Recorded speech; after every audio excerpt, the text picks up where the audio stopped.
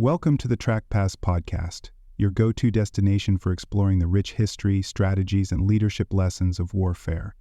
Please don't forget to like and subscribe to the podcast and sign up for the weekly newsletter. You can also explore more by visiting trackpass.com. In this podcast episode, we take you deep below the surface to uncover the crucial role played by the Silent Service during World War II. From early challenges with defective torpedoes to the daring patrols that crippled Japan's wartime economy, we narrate the full story of the U.S. submarine force in the Pacific. This episode explores the evolution of submarine warfare, the legacy of its legendary commanders, and the strategic impact of one of the war's most decisive and overlooked forces. Silent shadows of the Pacific, laying the foundation. During World War II, the United States submarine force, known as the Silent Service, played a pivotal but often overlooked role in securing victory in the Pacific. Initially hampered by restrictive pre-war policies, flawed torpedoes, and a doctrine focused on reconnaissance rather than attack, American submariners adapted quickly to the realities of war. They transformed into lethal commerce raiders, striking deep into Japanese supply lines and crippling the enemy's ability to sustain its war effort.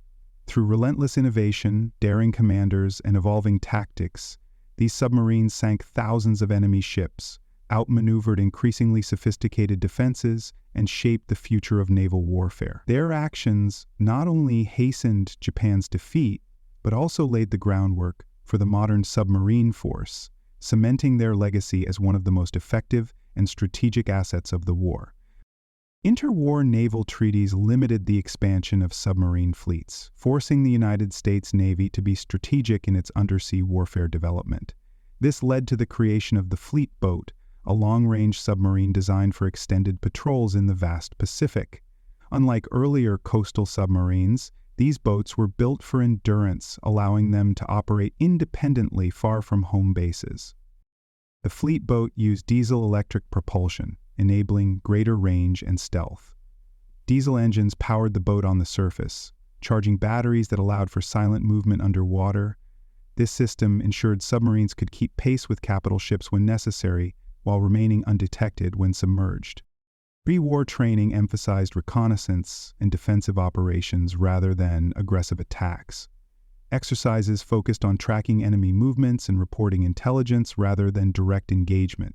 When war broke out, submariners quickly had to shift from passive observation to offensive warfare, adapting their tactics in real time. Before the attack on Pearl Harbor, United States submarines were stationed at key Pacific bases like Pearl Harbor and the Philippines. These early deployments were hindered by limited intelligence on Japanese shipping routes, forcing crews to learn through experience. Nighttime engagements and torpedo effectiveness proved difficult to master, with many initial patrols ending in frustration. Coordinating multiple submarine squadrons across the Pacific posed significant logistical challenges. Limited resources meant balancing maintenance and patrol schedules, ensuring boats remained operational despite heavy demands. Communication with Fleet Command was difficult due to radio restrictions and a lack of reliable reconnaissance, leaving many crews to operate with minimal guidance. As the war progressed, United States submarine doctrine evolved from defensive scouting to aggressive commerce raiding. Intelligence from code-breaking operations allowed submarines to pinpoint critical supply routes and strike vulnerable convoys. Recognizing their strategic value, commanders granted sub-captains greater autonomy, leading to more daring and independent patrols that wreaked havoc on Japanese shipping. Torpedo trouble. Overcoming the dud dilemma. The Mark 14 torpedo was a major source of frustration for United States submarine crews in the early years of the war. Designed with a magnetic exploder meant to detonate beneath a ship's hull, it frequently malfunctioned, leading to duds, premature explosions, or torpedoes that passed harmlessly under targets. Despite mounting evidence from the fleet, higher command was reluctant to admit fault, blaming poor marksmanship instead of defective technology. These failures not only cost the Navy valuable opportunities, but also undermined the confidence of submarine crews who found themselves in dangerous situations with unreliable weapons. Determined to prove the defects, sub-captains conducted their own field tests, firing torpedoes under controlled conditions to demonstrate their flaws. Many crews resorted to makeshift fixes, disabling the faulty magnetic exploders in favor of simple contact detonators. Eventually, the Navy accepted these findings and officially adopted the contact exploder, greatly improving reliability. Once corrected, confirmed sinking surged, and submarines became far more effective in their role as commerce raiders. The torpedo failures forced submariners to adapt their attack tactics in the meantime. To compensate for unreliable weapons, commanders often launched multiple torpedoes in a spread, hoping at least one would function properly. Close-range attacks became more common to minimize the risk of duds, even though this increased the danger to the submarine. Subcrews also began working more closely with aircraft spotters to ensure precise targeting, reducing wasted shots and increasing their effectiveness against enemy shipping. With torpedo reliability restored, the effectiveness of United States submarines skyrocketed. Tonnage sunk per patrol rose sharply, as skippers no longer had to waste valuable shots or attempt multiple attacks on a single target. Confidence among submarine crews rebounded, leading to more aggressive and ambitious patrols, even in heavily defended waters. This success solidified submarines as a dominant offensive weapon, paving the way for their critical role in strangling Japan's supply lines for the remainder of the war. Hunting the Empire, tactics and triumphs on the high seas. United States submarines focused their efforts on key shipping lanes, targeting critical supply routes that sustained Japan's war effort. The Tokyo Express lanes near the Solomon Islands, used to ferry troops and supplies, became prime hunting grounds. In the East China Sea, American subs patrolled narrow straits where Japanese convoys had limited maneuverability. Supply lines connecting the home islands to occupied territories in the Pacific, including those supporting garrisons in the Philippines, were also relentlessly attacked. By cutting these lifelines, United States submarines forced Japan to spread its already stretched escort forces even thinner. American submarines experimented with wolf-pack tactics, attempting to coordinate multiple boats against high-value convoys, though success varied. More effective were joint operations with surface fleets and aircraft carriers, where submarines acted as forward scouts or finished off damaged ships. Intelligence from ultra-code-breaking provided critical information on convoy schedules, allowing subs to intercept enemy ships before they could reach safety. Carefully planned ambush zones placed submarines along expected routes, trapping cargo vessels and escorts in devastating kill zones. The impact on Japan's economy was severe. Oil tankers and freighters became top targets, causing fuel shortages that crippled both industry and the Imperial Navy's ability to operate. Without a steady flow of raw materials like rubber, steel, and food supplies, Japan's manufacturing capacity declined. The increasing danger at sea forced Japanese convoys to take longer, less efficient routes, further straining resources. By the later stages of the war, Japan's logistical network was in ruins, with submarines playing a crucial role in its collapse. Beyond economic warfare, submarines provided direct military support in ways beyond simply sinking enemy ships. They conducted reconnaissance for upcoming amphibious assaults, gathering intelligence on enemy positions before major landings. Troop transport interdiction prevented Japanese reinforcements from reaching critical battlefronts, disrupting the enemy's ability to fight prolonged campaigns. Special operations included landing scouts behind enemy lines and rescuing downed pilots, often under extreme risk. By isolating enemy strongholds and assisting the broader island-hopping strategy, submarines proved themselves indispensable to the overall Pacific War effort. Steel sharks, legendary boats and crews, making waves. U.S. Wahoo, under the command of Dudley Morton, became one of the most feared submarines in the Pacific due to its aggressive tactics. Morton revolutionized attack strategies, favoring bold surface engagements and rapid torpedo strikes. USS Barb, led by Eugene Fluckey, was famous not only for sinking enemy ships, but for launching a daring shore raid, making his crew the only United States submariners to conduct a land attack in Japan. USS Tang, commanded by Richard O'Kane, set records for effectiveness, utilizing innovative tactics that maximized torpedo efficiency. USS Growler's legacy was cemented when Captain Howard Gilmore, mortally wounded, ordered his crew to take her down, sacrificing himself to save his men. American submarines shattered records, crippling Japanese shipping through high-tonnage patrols that destroyed vital supply lines.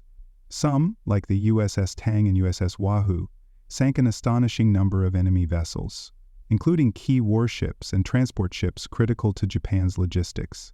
Stealth played a crucial role, allowing submarines to infiltrate well-defended harbors, attack enemy ships at anchor, and slip away undetected. As Japanese anti-submarine efforts intensified, successful boats had to outmaneuver aircraft, destroyers, and depth charges, turning the underwater battlefield into a deadly chess match. The crews of these submarines formed tight-knit units, where survival depended on absolute trust and teamwork. Successful boats often developed a cult-like camaraderie shaped by months of dangerous patrols in enemy waters. Intelligence was frequently shared between veteran commanders and new crews, helping refine tactics and improve success rates. Many of the war's most decorated individuals came from the submarine force, their valor recognized with awards like the Medal of Honor and the Navy Cross. Public interest in submarine warfare surged as news of their exploits reached the home front. Wartime press releases painted submarine commanders as aces, much like fighter pilots, elevating them to near-mythic status. Their victories, often against overwhelming odds, gave Americans stories of resilience and ingenuity, boosting national morale. Submarine achievements were also used in war bond drives, helping finance the war through public support. After the war, these stories became legendary, reinforcing the mystique of the Silent Service and ensuring their place in naval history. Hero of the Deep, Dick O'Kane's daring pursuits. Dick O'Kane's journey to becoming one of the most legendary submarine commanders of World War II began with a strong foundation at the United States Naval Academy. Early in his career, he served under the aggressive and innovative Dudley Mush Morton aboard USS Wahoo, where he absorbed cutting-edge attack doctrines that prioritized speed, precision, and bold action. O'Kane quickly distinguished himself by embracing these new tactics, proving to be a formidable tactician in convoy attack. His natural leadership earned him the respect of both his superiors and the men under his command, setting the stage for his own legendary service.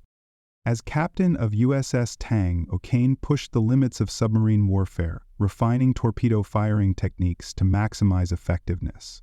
He specialized in nighttime surface attacks, using the cover of darkness to evade detection while launching devastating assaults on enemy shipping. His aggressive approach resulted in one of the highest success rates of any United States submarine, with Tang repeatedly returning from patrols, having sunk an extraordinary tonnage of enemy vessels. O'Kane's fearless leadership and strategic brilliance earned him multiple decorations, reinforcing his status as one of the most effective undersea warriors of the war. Tang's patrols were marked by bold, calculated strikes on vital Japanese shipping lanes, often in heavily defended waters. O'Kane led coordinated attacks that penetrated escort screens with minimal detection, exploiting weaknesses in enemy defenses. His ability to adapt to changing conditions, including rough seas and shifting convoy patterns, allowed Tang to strike with precision under any circumstances. The submarine's missions consistently dealt crippling blows to Japanese logistics, further tightening the noose around Japan's war effort. Tragedy struck on Tang's final patrol when one of its own torpedoes malfunctioned and circled back, striking the submarine. O'Kane survived the sinking but was captured by the Japanese, enduring months of brutal treatment in a prisoner-of-war camp. Despite the ordeal, he emerged from captivity as one of the most celebrated submarine commanders of the war. His legacy, built on innovation, bravery, and an unparalleled record of success, remains a cornerstone of United States submarine history, influencing generations of naval officers who followed in his wake. Innovation below the surface, evolving technology and strategy. As the war progressed, technological advancements transformed submarine warfare, making United States boats even deadlier and harder to detect. Improved sonar systems refined target acquisition, allowing submarines to detect enemy ships at greater distances and with higher accuracy. Enhanced radar provided a crucial advantage during night operations, helping submarines avoid surface threats while tracking enemy convoys. Quieter propulsion systems and streamlined hull designs increased stealth, making it more difficult for Japanese escorts to locate and attack submerged boats. Meanwhile, upgraded torpedoes finally maintained the reliability gains hard-earned through trial and error in the early war years, ensuring that every shot counted. Crew training became more rigorous as the Navy refined its submarine warfare programs. The Submarine School in New London intensified its curriculum, incorporating advanced simulation drills that replicated real combat scenarios. Returning veterans shared first-hand knowledge of enemy tactics and operational best practices, ensuring that new crews learned from experience rather than through costly mistakes. Physical conditioning also became a focus, preparing sailors to endure the extended periods of confinement and psychological strain that came with prolonged patrols in hostile waters. Improved coordination and communication played a crucial role in enhancing submarine effectiveness. Advances in radio encryption allowed for more secure transmissions, reducing the risk of enemy interception. The use of sector commands helped position submarines more strategically, ensuring maximum coverage of enemy shipping lanes. Intelligence from codebreakers was rapidly disseminated, giving submarines real-time targeting information. Collaboration with aerial reconnaissance further strengthened these efforts, allowing subs to strike with greater precision based on enemy convoy movements. With Japan strengthening its defensive measures, United States submarines had to adapt to increasingly capable escort ships and anti-submarine patrols. Skilled maneuvering around improved convoy protection became essential, requiring captains to develop new evasion techniques. Submarines took advantage of deeper diving capabilities to avoid depth charge attacks, a critical improvement as Japanese sonar detection grew more advanced. Constant analysis of combat data led to refined attack angles and better tactical positioning, ensuring that submarines remained a dominant force despite the enemy's best efforts to counter them. Legacy in the depths, the enduring impact of America's silent service. United States submarines played a decisive role in crippling Japan's war economy by cutting off vital supply lines. Sustained attacks on oil tankers, freighters, and troop transports strangled Japan's ability to sustain its military and industrial operations. Despite the Imperial Navy's best efforts to protect its convoys, American submarines proved relentless, forcing Japan to divert precious resources to anti-submarine warfare. By controlling the seas through aggressive submarine operations, the Allies amplified their naval superiority, isolating Japanese forces and accelerating the enemy's eventual defeat. Lessons from World War II submarine warfare directly influenced post-war naval innovation, leading to the development of nuclear-powered submarines. The transition to nuclear propulsion eliminated the need for frequent surfacing, giving submarines virtually unlimited endurance and stealth. Advances in sonar, radar, and guided missile technology stemmed from wartime experiences, shaping the next generation of undersea warfare. The war also instilled a culture of constant improvement, emphasizing adaptability and strategic thinking in submarine design and operations. The legacy of the Silent Service remains deeply ingrained in naval history, with World War II submarine veterans honored for their contributions. Their daring patrols and sacrifices continue to be studied by modern navies, serving as both inspiration and a tactical blueprint. Memorials across the United States pay tribute to the submarines and crews lost in action, ensuring their stories are never forgotten. The United States Submarine Force carries forward this legacy, upholding the same standards of excellence established during the Pacific Campaign. Many of the war's greatest submarine commanders, including Dick O'Kane, are still celebrated for their exceptional skill and bravery. Their contributions were recognized with the highest military honors, cementing their place in naval history. The stories of these legendary skippers and their crews are woven into military heritage programs, keeping their legacy alive for future generations. Even today, submariners look to the past with respect, knowing they stand on the shoulders of those who risked everything in the silent war beneath the waves. Conclusion. The Silent Service emerged from World War II as one of the most decisive forces in naval warfare, proving the unmatched power of submarines in cutting off enemy supply lines and crippling wartime economies. From overcoming early setbacks with defective torpedoes to pioneering aggressive attack strategies, United States submariners adapted to every challenge, ultimately shaping the outcome of the Pacific conflict. Their successes not only accelerated Japan's defeat, but also influenced the evolution of submarine technology, leading to the nuclear-powered fleets of the Cold War and beyond. Honored for their valor and strategic brilliance, these submariners left behind a legacy of excellence that continues to define undersea warfare today. Their impact, though often silent, echoes through history as a testament to the power of innovation, resilience, and relentless pursuit of victory. Thank you for listening to the TrackPads podcast. If you enjoyed this episode, please subscribe and share it with others who are passionate about military history. You can find more stories, articles, and podcast episodes at trackpads.com, where we are armored in facts and driven by stories. Until next time, stay sharp, stay curious, and remember, the silent warriors beneath the waves who help shape the course of history.